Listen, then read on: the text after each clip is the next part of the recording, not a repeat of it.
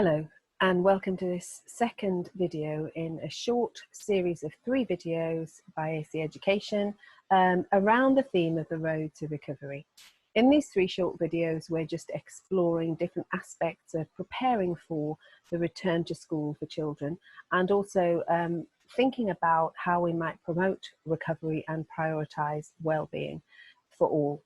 So in the first video, which was entitled What We Know and What We Think We Know, we looked at the fact that the current situation has been something that has been shared by everybody, but also at the fact that whilst there might have been areas of commonality, there's also been a lot of difference in people's individual experience of how they've shared this experience with others, how they've experienced it themselves. So although you might have 2 people, possibly even in the same household, their experience of it might have been very different. So we had a little look at that, and today we're going to spend a little bit more time just thinking about what is it that we need to know before children return to school. Before I share my slides, I would just like to introduce myself. My name is Sheila Mulvenney. I am a trainer and author, and I have had a lot of experience of being head of the virtual school for children in care in several different authorities. So I will just share my screen with you now while we just explore a few thoughts. Again, this video is going to be quite short. It's only going to be about 10 minutes. But remember, we finished by thinking about what we know in terms of what people's story is. Do we really know the stories that other people have? So that was kind of the last slide where we've been thinking about, we know people have all experienced this, but we also know that the children that come back to school will have all had their own individual experience of this pandemic, of lockdown, of isolation, or for some children of still going to school in that. And we just thought for a moment about what is their story, because of course, as well as what happens and as well as the support we have to survive what happens, we tell ourselves kind of a story about what happens. We frame it in a particular way. We have an impression: was it good? Was it bad? Was it something was it beyond my control, which of course it was for a lot of people, but were there elements within that that were fun, were enjoyable?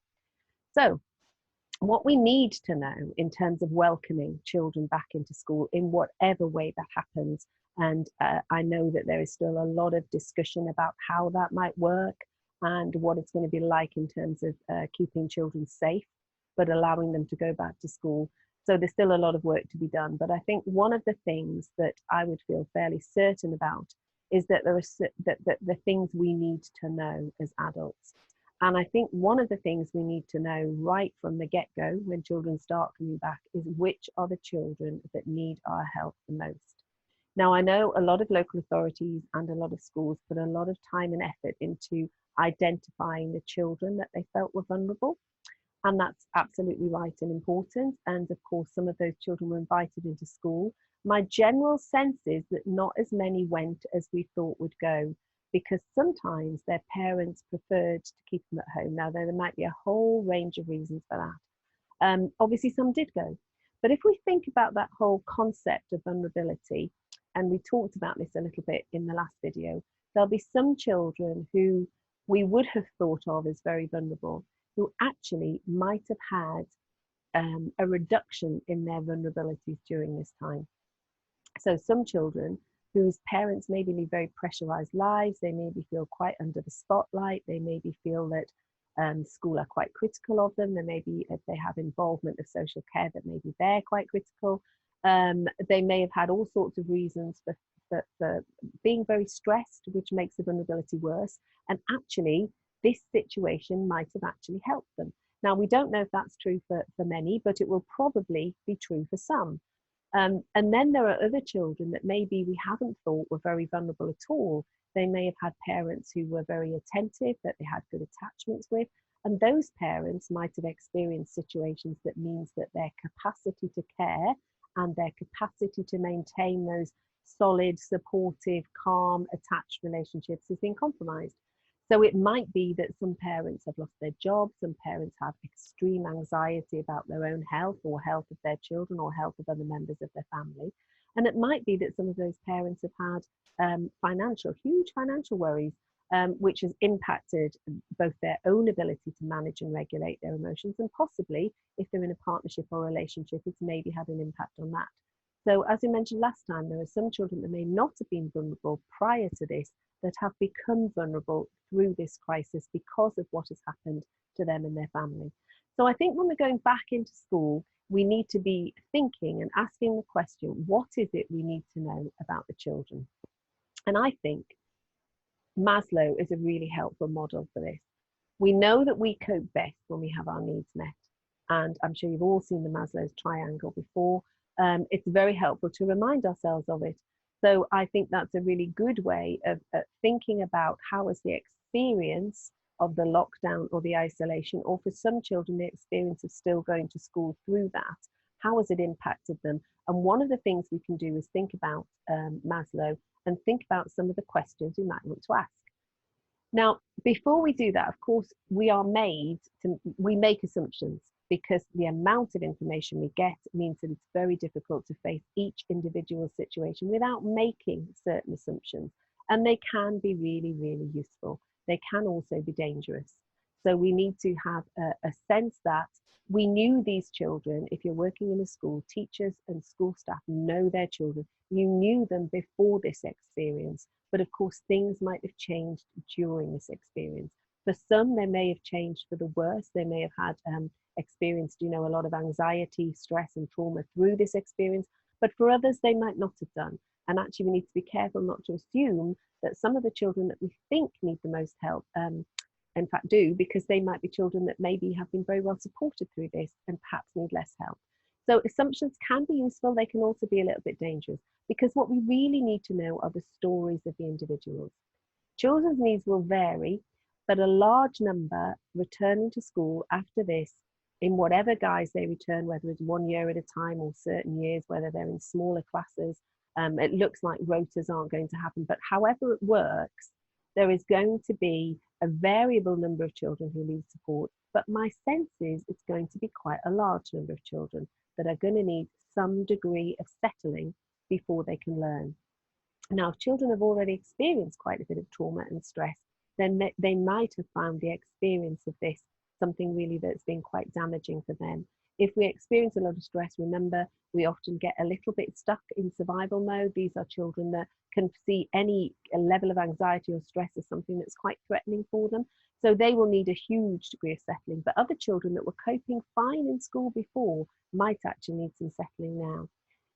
I think also they will definitely need a chance to tell their story. Now, I'm not saying we get them to write what happened over isolation, because I think that would on the whole be fairly inappropriate and not helpful. But we do need to consider now, before the children are back at school, or before larger numbers of children are back at school, how we're going to get them to tell their story. Because remember, every single person will have their own experience and will have told themselves that story around their experience. So we need to think, how can we get them to have an opportunity in a safe way to share that with us?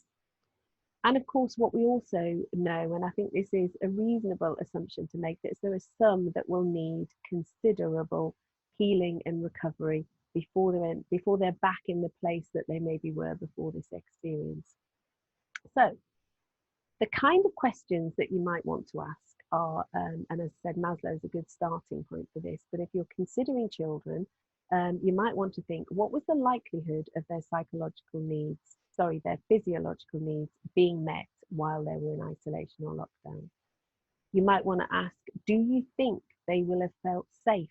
Now, actually, we don't know the answers to these, but we need to be asking the questions and figuring out how we can get that information from the child or the parent. We'll come on to that in a minute. We also need to be thinking, were they likely to have their belonging needs met? Now, some of that, we might know that they were in a house with two parents and grandma, for example, and there's a reasonable assumption that their belonging needs were met. But we do need to still do a little bit of digging around that. What was the experience like for them? What was the experience like for their parents, or indeed for grandparents? Were their self-esteem needs met? Now, as teachers, as I say, as school staff, you will generally know the children that you work with. But I think these are quite helpful questions to have in our minds, and to be thinking, how can we get the answers to those? So how do we ask? Well, obviously it's not appropriate to always ask each child. There are probably a number of children that the various information that you've had would lead you to feel like you want to ask more questions, because staff do know children, and hopefully there have been some contact with parents while they've not been attending school. And so we can pool the knowledge from what we knew of the child before, and perhaps the knowledge that we've gleaned from the welfare calls.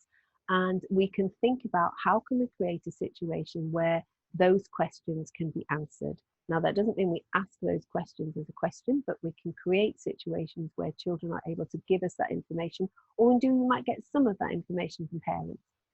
Of course, if we are asking questions, if we are creating ways for children to share, then we need to do this in a way that is appropriate for different ages and stages. We also need to work out a way of creating a safe space. Remember, children need to feel safe. Children who've experienced significant stress very definitely need to feel safe. And remember that feeling safe and being safe might be two very different things. Because when we know those things, we can start to think, what are their push points going to be when they come back up into school? If they, for example, have experienced a lot of anxiety around their health, around infection, around wearing masks, around staying a certain distance away from people, then they may come into school extremely anxious, and they might need an awful lot of reassurance.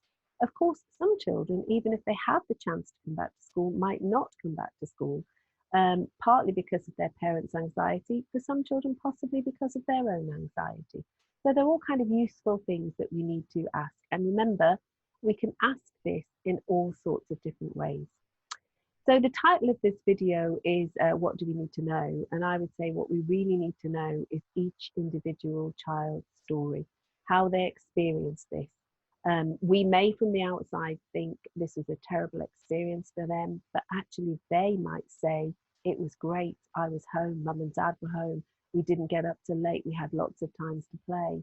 And for other families, we may feel, well, actually, they have well-resourced parents with capacity to support them, so their experience is likely to be good. But we don't know if those parents may have experienced loss, financial hardship, stress, anxiety, which might have meant that the child's experience wasn't as good as we'd have hoped.